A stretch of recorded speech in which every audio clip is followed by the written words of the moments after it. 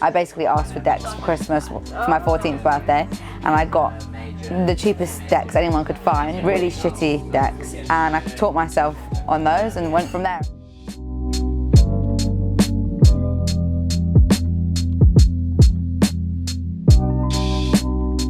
My sister was the one that was really into dance music, and she used to get all these CDs, and I would just take her CDs and start playing those. And I think initially it was a DJ over anything else because I was interested in so many different styles of music. I was really interested in the concept of marrying all those different types of music and how I could personally put them together in one kind of space. And I guess that there was no real kind of eureka moment where I was like, I'm going to be a DJ. It was just something that kind of happened over time when I was listening to all these mixtapes. I was really interested in the way they would mix all the things together, and I wanted to try it myself.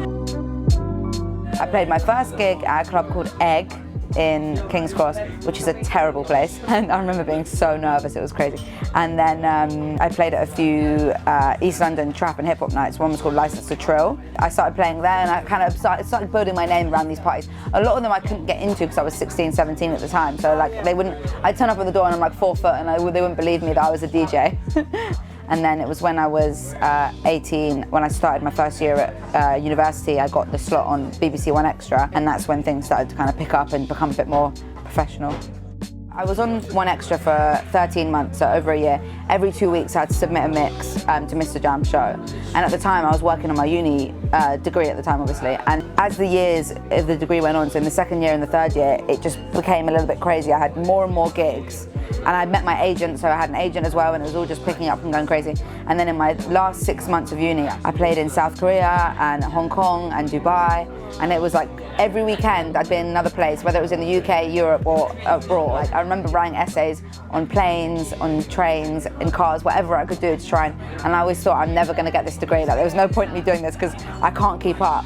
And in the end I did it and I got a first, so I was really proud of myself for doing that.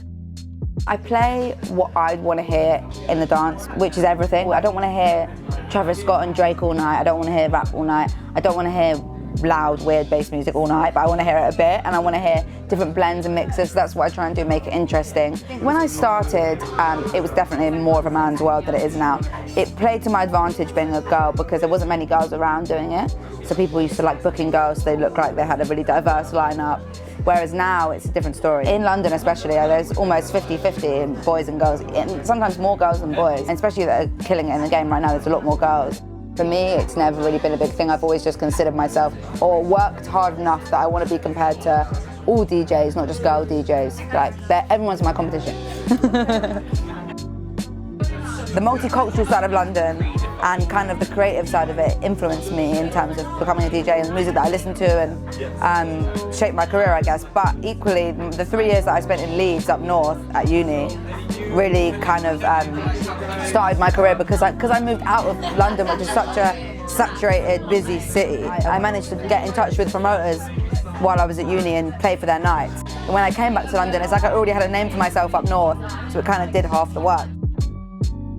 The concept of Acrylic always has been and still is about representing all the types of different music that I play, which is very much so across the board, from weird electronic music to dancehall to hip hop to grime to everything. And my taste has always been really varied. For me, I love it because you get such a diverse crowd. Different types of people are going to come for those different DJs, and I think that's really important for it to be seen as more of a collective of people than just me on my own. But we're definitely going to develop the event side of things. I'd like to do something more regular, so monthly. We're developing the AV show side of things, and hopefully we'll take that on tour, which should be amazing. So it's a whole visual performance, and that should be really good. I'm working so hard on that.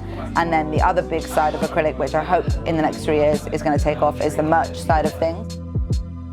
Yeah, I don't ever want to grow up and not be a DJ. I just want to live this life forever. It's the best job in the world. There's a lot of downsides to it. Like, it's hard to keep momentum. It's hard to be self-employed. It's hard to do whatever. But like, you can't complain really, and it feels great to be controlling the crowd. That's like the best part of being a DJ.